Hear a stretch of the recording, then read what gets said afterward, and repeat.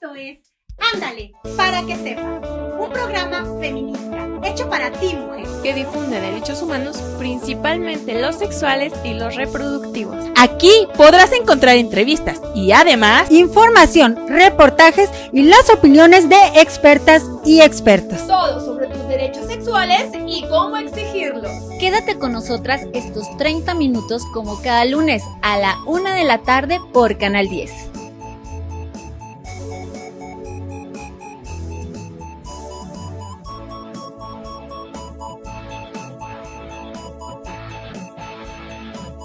Ándale, para que sepas.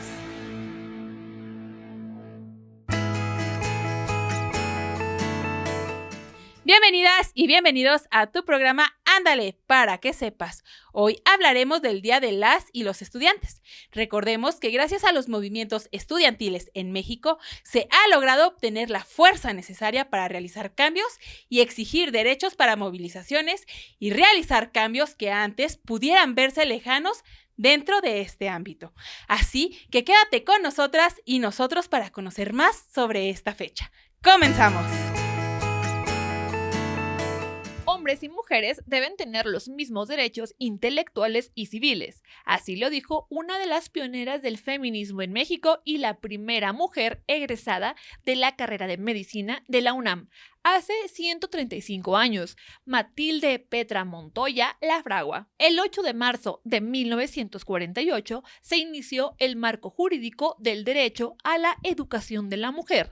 En esa fecha se emitió la Declaración Universal de los Derechos Humanos en una asamblea de la Organización de las Naciones Unidas. En el año 1868 se promulgó en nuestro país la Ley de Instrucción Pública, la cual dio como resultado que se abrieran las primeras escuelas secundarias para las niñas. El bachillerato y la educación superior tardaron un poco más en ser accesibles para las mujeres, pero entre el año 1871 y 1890 egresaron las primeras estudiantes de estos niveles, siendo la enseñanza y la enfermería las alternativas ocupacionales que se les ofrecían, ya que eran consideradas como complementarias a la vida. Hola, ¿qué tal? Aunque tenemos una sección de historia, hoy quiero darles a conocer otra historia. Esta historia es la historia de mi abuela, mi ancestra Josefita Camargo, una maestra rural, de las primeras que accedió a la educación en Durango. Ella nació el 4 de enero de 1895 en Huichapa, municipio de Rodeo, Durango, durante el Porfiriato, cuando la vida de la mujer estaba orientada a su formación como madre de familia, pero sin embargo, ella sobrepasó esas costumbres. Josefita Camargo egresó de la Escuela Oficial Superior para Niñas, institución dirigida por otra distinguida maestra, Francisca Escárzaga.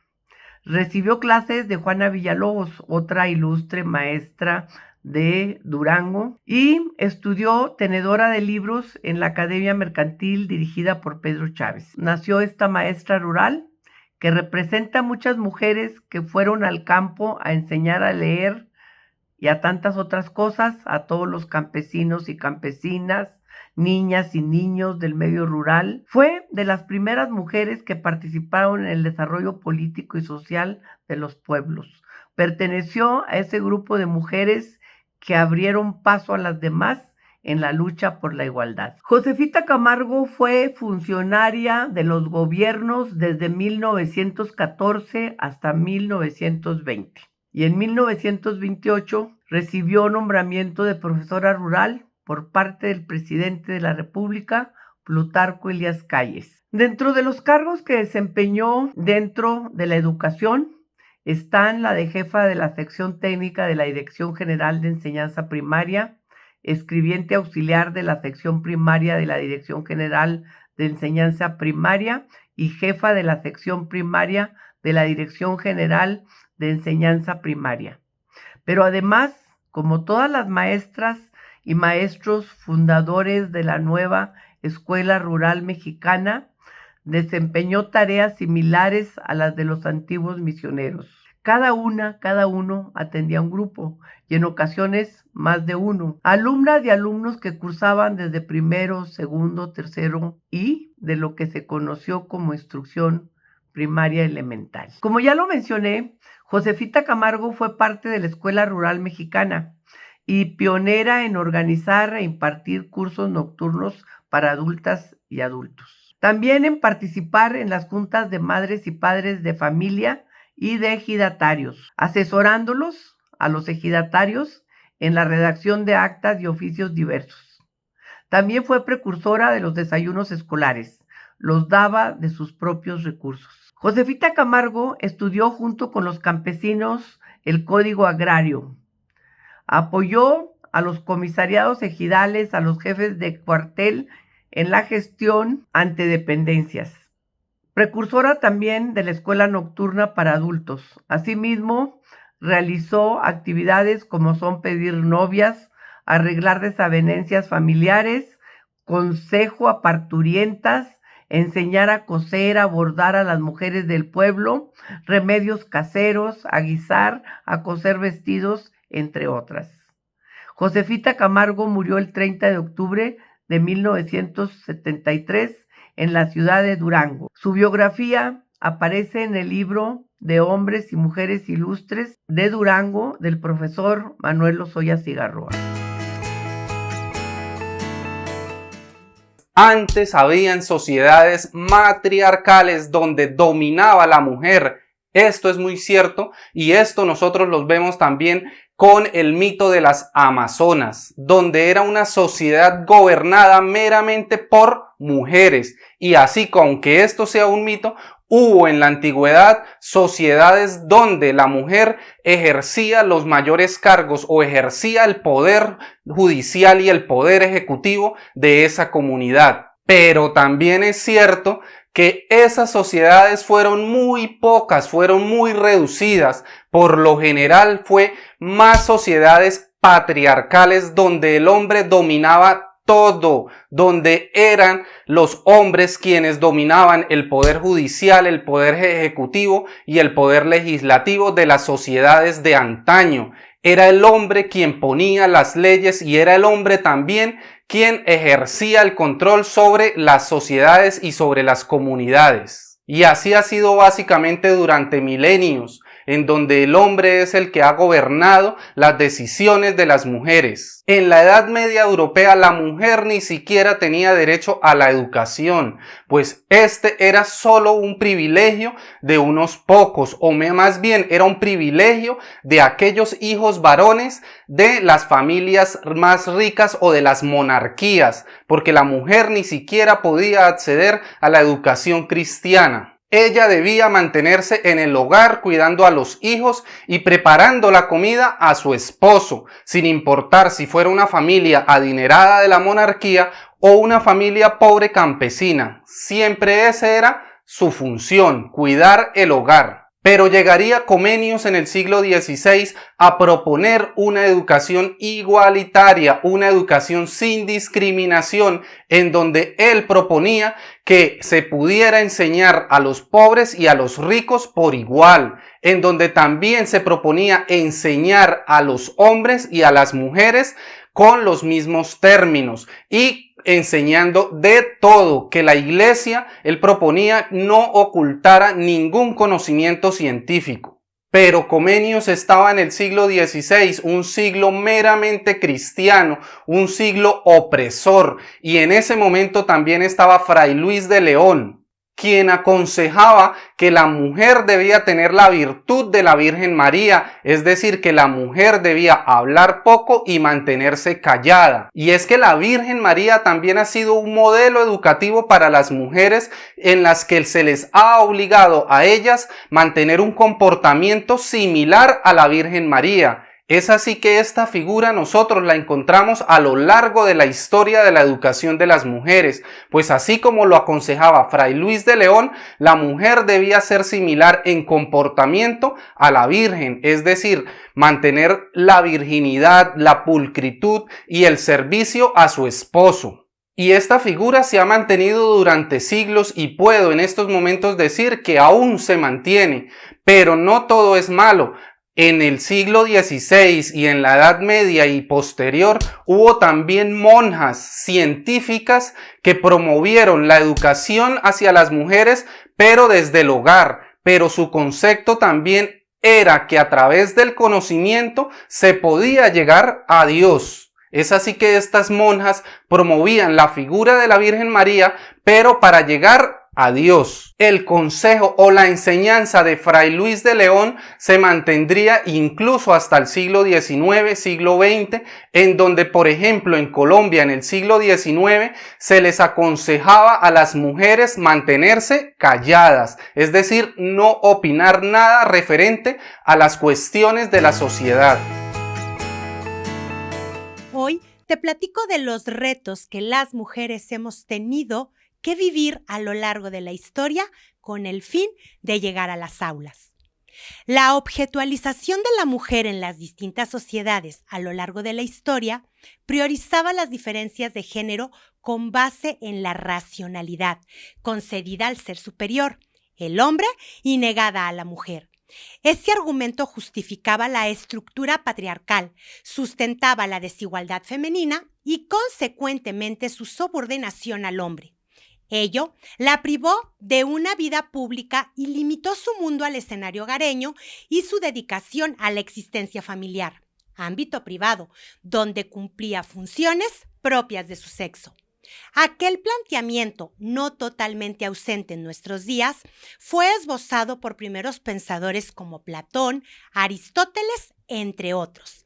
Ya avanzado el siglo XVIII, Rousseau señalaba que toda la educación de las mujeres debe referirse a los hombres, agradarles, serles útiles, hacerse amar y honrar por ellos, educarlos de jóvenes, cuidarlos de adultos, aconsejarlos, consolarlos, hacerles la vida agradable y dulce. He ahí los deberes de las mujeres en todo tiempo y lo que debe enseñárseles desde la infancia. Reflexionemos partiendo de esto. El camino que las mujeres hemos tenido que andar para lograr ingresar a las aulas, acceder a los libros y lograr títulos profesionales.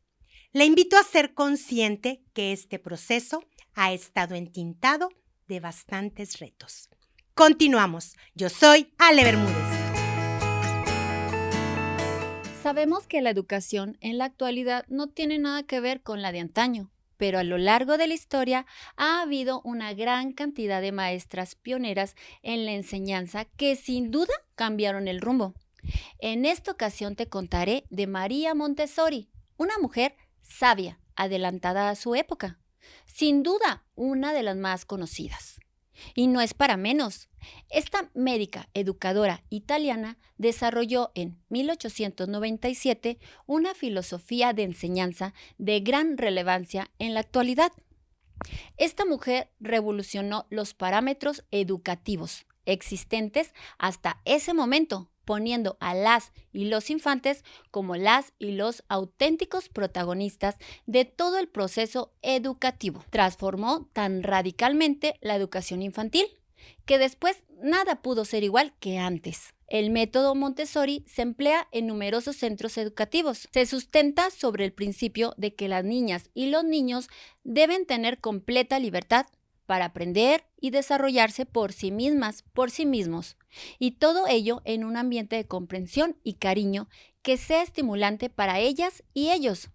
El respeto a los derechos de la infancia y su capacidad espontánea para aprender son dos premisas básicas de su método. Como esta maestra, hay un largo etcétera de mujeres que han contribuido a formar una educación pública con los mismos derechos para mujeres y hombres, con pedagogías activas donde el alumnado es el centro del aprendizaje, pioneras que cambiaron el rumbo de la enseñanza. Yo soy Asun Navarrón Colmenero. Seguimos. Bienvenidas y bienvenidos a esta su sección Chúpate esta. En esta ocasión preguntamos, ¿sabes dónde tienen sus raíces históricas el Día de la Estudiante y el Estudiante? el 8% nos contestó que sí y el 92% que no. De acuerdo con la Comisión Nacional de los Derechos Humanos, los primeros resultados tras las manifestaciones de estudiantes en busca de la autonomía fueron aumentar un año más de bachillerato e incluir los exámenes profesionales en la Facultad de Derecho. Ante ello, el cuerpo estudiantil realizó una huelga general el 9 de mayo, y en aquella época el entonces presidente de México, Emilio Portes Gil, ordenó el cierre de la institución de manera momentánea. ¿Sabes quién creó la conmemoración del día? El 13% nos dice que sí y el 87% que no. No fue una sola persona, sino una colectividad de jóvenes, cuyas voces originaron este día especial. La creación del Día del Estudiante y la Estudiante es un reconocimiento a la lucha y el compromiso de los estudiantes por la autonomía educativa. ¿Sabes cómo se celebra el Día de la y el Estudiante en México? El 63% nos dice que sí y el 37% que no. En múltiples escuelas de México, especialmente en las de la UNAM, se realizan actos conmemorativos y homenajes en honor al Día del Estudiante y la Estudiante en México, recordando las luchas y acciones para generar cambios importantes en la educación mexicana y los diversos sectores sociales. En otros institutos se ofrecen pláticas e incluso hay quienes deciden salir a las calles para recordar el inicio de este día conmemorativo. Continuamos. Yo soy Regina Vázquez. Hey, hola, ¿qué tal? Mi nombre es Francisco Rodríguez y hoy vamos a hacerles unas preguntas a todos los estudiantes de comunicación del Instituto Alejandría. ¡Vámonos! Hey, Halkin, ¿por qué estás estudiando comunicación y qué es lo que más te gustó de tu carrera? Me gusta mucho que son los mejores horarios los que tenemos aquí en el Instituto de Alejandría y estoy estudiando comunicación porque ya es la tercer mejor carrera pagada en México, así que pues por eso estoy estudiando comunicación. Siempre me ha gustado leer y esta licenciatura me ayuda a perfeccionar mi técnica de redacción. Porque los graduados en esta licenciatura tenemos un extenso campo laboral. Porque todos los conocimientos los puedo aplicar en mi vida cotidiana. Hola, Enia, ¿por qué estás estudiando comunicación y qué es lo que más te gusta de tu carrera? Bueno, estoy estudiando comunicación porque cuando entré en la carrera y me dijeron las materias que había, me gustó todo lo que se puede hacer con ella y en todo lo que se puede trabajar. Y esto es lo que nos compartieron todos los estudiantes del Instituto de Educación y Cultura Alejandría. ¡Únete a la manada! ¡Solo falta tú!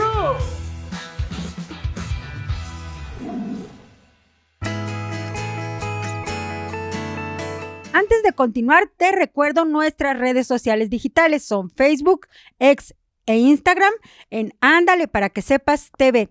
Y nuestro canal de YouTube, Si hay mujeres en Durango. Síguenos. Continuamos. En esta sección les hablaré de algunas mujeres que lucharon para que la educación fuera un derecho fundamental para nosotras. Empecemos por quien fuera de las primeras en acceder a la educación. Ella es Sor Juana Inés de la Cruz, que destacó por apoyar la enseñanza tanto para los hombres como para las mujeres, sobre todo por la igualdad de la educación de la mujer. Al igual que Matilde Montoya, quien fuera la primera mujer mexicana en graduarse en el año 1887 como médica cirujana por la Escuela Nacional de Medicina. Esto después de 3 intentos de inscripción y recibir comentarios de desaprobación y desprecio en los encabezados de prensa de los periódicos de su época. Adelina Centejas fue maestra, periodista y activista mexicana, así como precursora del feminismo, de la educación indígena y del cambio cultural en México a principios del siglo XX. Durante su infancia tuvo diversas carencias económicas. Esta situación la impulsó a luchar por sus ideales. Su producción periodística fue muy importante y ante las condiciones sociales de su época tuvo que hacer uso de aproximadamente 10 seudónimos femeninos. Divulgó sus ideas sobre la educación, demandando justicia, apoyando distintas causas y difundiendo trabajos afines. Bienvenidas y bienvenidos. El día de hoy me acompaña Reina Campillo, quien es docente en educación especial, imparte cursos y capacitación a docentes y además brinda atención a alumnas y alumnos con condiciones de discapacidad y actitudes sobresalientes. Bienvenida. Muchas gracias, Leisuri. Cuéntame, ¿cómo afecta la crisis económica en la educación? Pues básicamente es dependiente del recurso que hay económico a nivel federal. El sistema educativo nacional depende propiamente de lo que el gobierno otorga. Entonces, por consiguiente, si la crisis aumenta, pues hay menos recursos para la educación, hay proyectos que se retienen, hay proyectos que no dan el seguimiento como debe de ser, y eso impide, en cierto modo, reconocer el impacto que esos mismos proyectos se tienen planteados. 1 o 2 años de proyectos y no se da el seguimiento porque ya el recurso se agotó. O también carencia en cuestión del personal, de recurso humano para trabajar en la educación. Dentro de tu carrera, ¿cuáles han sido los retos que se te han presentado? Pues yo como maestra de educación especial es vivir en una constante de retos. ¿Por qué? Porque nosotros ayudamos y orientamos a que educación básica tenga ciertamente esa visión hacia la atención a la diversidad, en ese reconocimiento de la población con la que contamos y al ayudarlos y acompañarlos a lograr esa inclusión educativa. ¿Existen condiciones adecuadas para el acceso de infancias con discapacidades a la educación? En ocasiones no. Hay escuelas de educación básica, hablándolo en el servicio público, que pues si no les ha tocado la experiencia de tener algún alumno con una discapacidad específica, pues por esa situación no voy a buscar las mejoras de la instalación. Entonces, una de las principales dificultades son el acceso que no tienen las escuelas para poder aceptar e incluir a determinada población. No nada más en el acceso, sino también en el simple hecho de la capacitación y la preparación que los docentes no tienen para atender un alumno migrante, para atender un alumno con alguna discapacidad o para atender poblaciones marginadas, como por ejemplo la región indígena. ¿Cuál es el principal motivo de la deserción escolar? Pues influye mucho por el contexto. Cada estado, cada ciudad, cada municipio, yéndonos hasta la localidad, tiene diferentes circunstancias que obviamente lo cultural es lo principal que afecta. Es muy común que en el caso de la discapacidad no encontremos escuelas que acepten a determinadas condiciones. Es muy común que ya no lleguen a secundaria o que deserten a mediados de secundaria. En el caso de, por lo mismo de la cultura, indígenas, es muy común que empiezan a casarse desde la secundaria, tienen hijos y desertan. En el caso de poblados de serranía, ¿qué pasa? Que en el momento es mejor buscar el incremento de sueldo, el incremento económico para la familia, entonces por esa razón desertan. Y a veces pasa 4º, 5º de primaria, que se van a las temporadas que son en cuestión de la agricultura, etcétera, se van varias temporadas, meses, y ya prefieren ir a lo que les va a generar dinero sin haber tenido concluida su educación, por lo menos primaria. ¿Qué consejo le darías a las niñas, adolescentes y mujeres que quieren abandonar los estudios? Es muy común, reitero, por lo de la cultura, por la tradición, la costumbre que tenemos como sociedad, que en el caso de un embarazo, pues ya tienes que dedicarte a eso. En el caso de un matrimonio, te tienes que dedicar a eso. En el caso de que falte mamá o papá y eres la hermana mayor, tienes que dedicarte a algo más. El que probablemente no es tan necesario que una mujer termine la carrera, porque de todos modos se va a dedicar a la casa.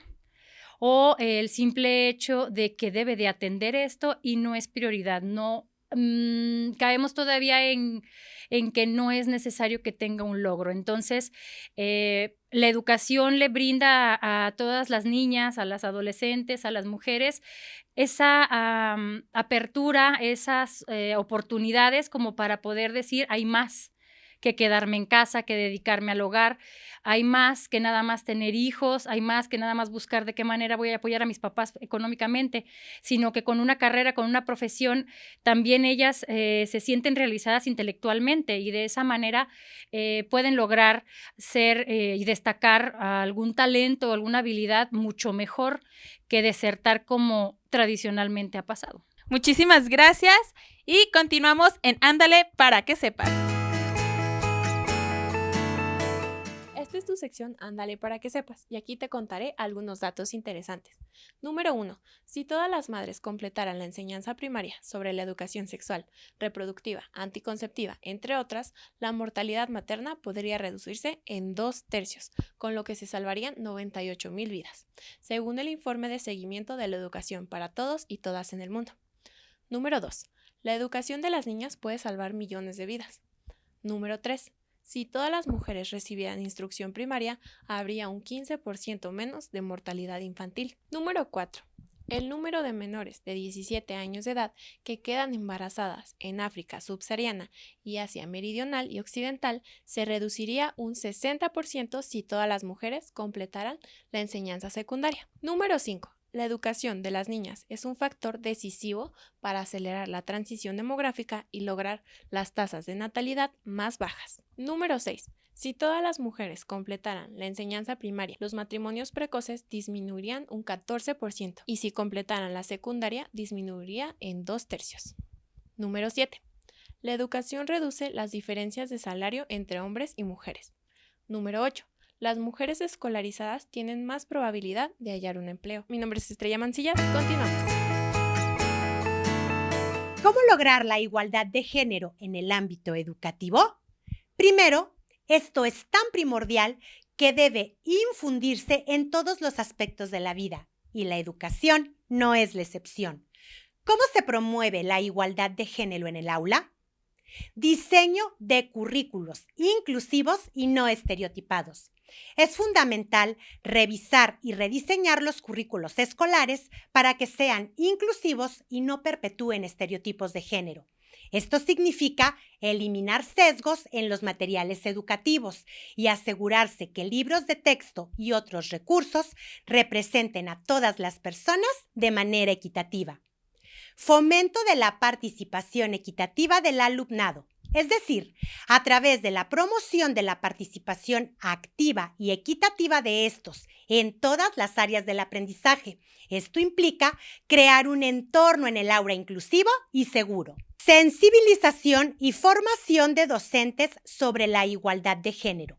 Es esencial que reciban formación y apoyo. Puede incluir estrategias para reconocer y desafiar los estereotipos de género, así como métodos para promover la equidad en el aula. Educación sexual y afectiva inclusiva. Esto es otro componente clave para fomentar la igualdad de género en la educación.